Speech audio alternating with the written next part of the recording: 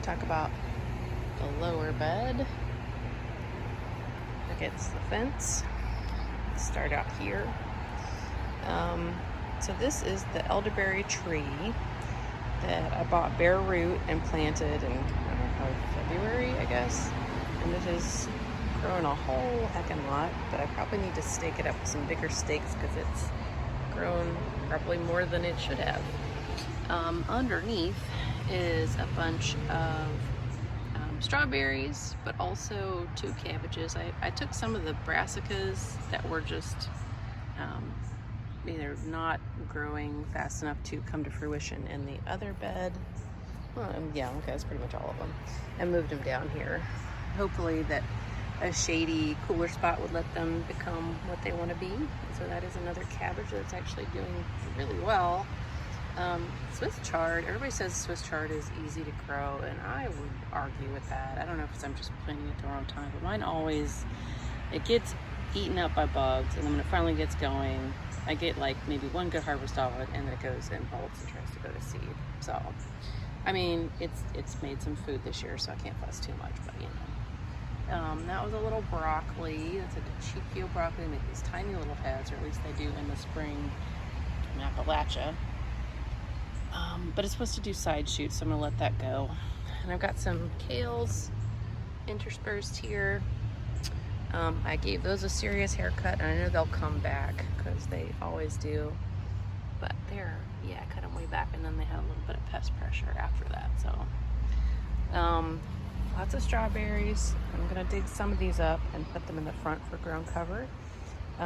Raspberries that have multiplied exponentially and are pretty happy.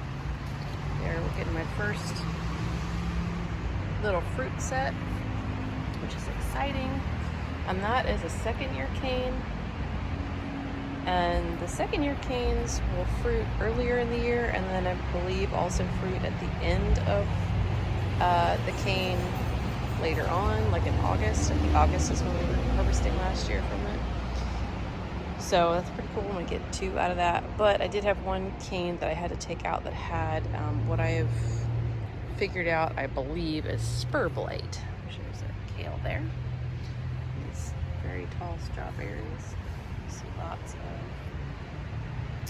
raspberry canes. And then that was another broccoli that I moved over here so it could go to seed and just sow itself, I hope. But yeah. So raspberries going crazy. That's outside of the bed. Need to transplant that up, figure out where to put it. These little guys, you see, very tall over the fence altogether.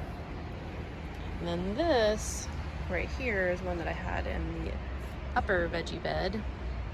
And this is again mystery vegetable because I didn't label things well enough. But it's either a cauliflower or a Brussels sprout. But a brassica, and I thought I'd give it some time because it definitely wasn't going to be what it wants to be in the upper bed. So I moved it down here so it's cooler and shadier. That is a spaghetti squash. And here I have a cabbage. There's my blueberry. That's the first one to set fruit. It's the first one I had that planted here. Doing okay. And then, again, another cabbage. It's actually getting to be a cabbage and looks really nice. Oh, another spaghetti squash sticking out there. But again, transplanted from the upper bed, sort of a last-ditch attempt to let it be a thing. Because anything I start in this bed, there are so many slugs, they just get eaten.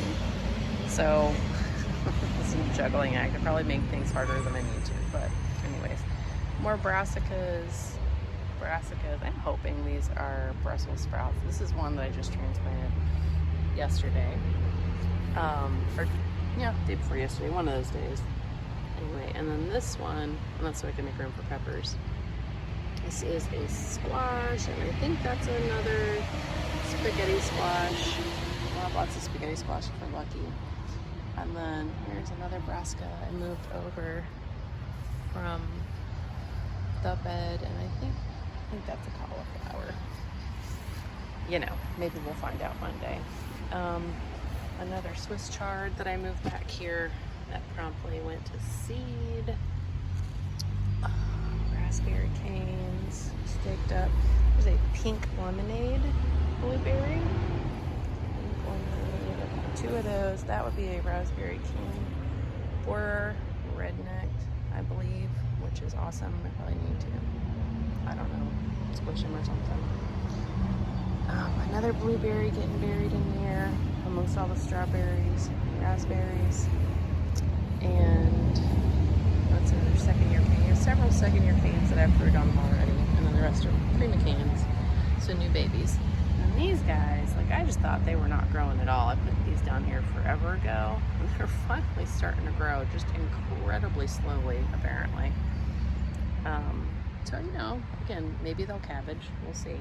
And these are all carrots, and I did seed all this, and it's, again, been ages ago. Things down here are just not growing that fast, except for the radishes, which, that's a radish that popped up and went straight to seed, because it's too hot for radishes here, I guess. Oh, again, there's the radish flower. I think probably coming from the one over there. Again, cabbaging. The purple opal basil, again, it's just like, they have not grown this year. I don't know what's happening there. This one, very pretty. I think this one is actually cauliflower, so it's one kind of a bluish tint, are the collies. Second year raspberries, surrounded by a bunch of prima canes popping off. And then here's some kale down here too. There's lots of little baby kales interspersed. And that's maybe a broccoli? I don't know. I didn't label these things well enough, I don't think. Just haphazardly moving them. I started out with really good intentions, everything labeled and knowing what it was. And then when I started transplanting, I was like, it's probably going to die anyway, so I didn't label anything. And I've taken all my peas out except for that one, but you can see that's past its moment. So I got to pull that boy out. But yeah, there's that. A little cabbage behind it. I think it's been leaning back some to maybe get a little bit of sun. Cabbages.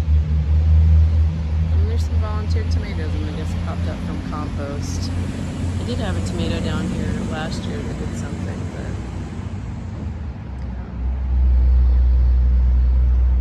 so a lot happening here. And then strawberries underneath this cedar tree.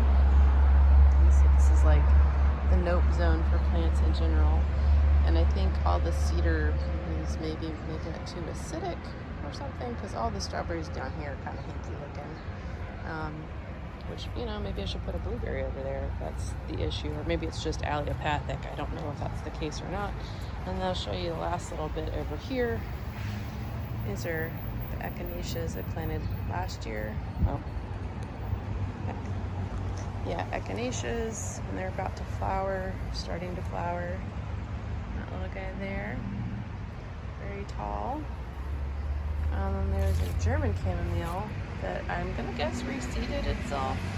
It looked like it just made it through the winter, but I don't think that's impossible. I think it just made some babies. And then more strawberries, but all of this, I actually started this last year. Oh, and there's a purple sage back there too, forgot about that. I put all this last year, extending this bed, and I thought it's fresh dirt and it won't have a chance to get too much lead in it, because I thought this was going to be done earlier in the year. As you can see, it's still in progress. So I'm pretty sure this is going to be the nope zone. I'll eventually plant some, maybe sunflowers and mustard, and hopefully get it fixed up. Sorry for the road noise. But for the moment, these are not usable. I'll just have to be here and be pretty. And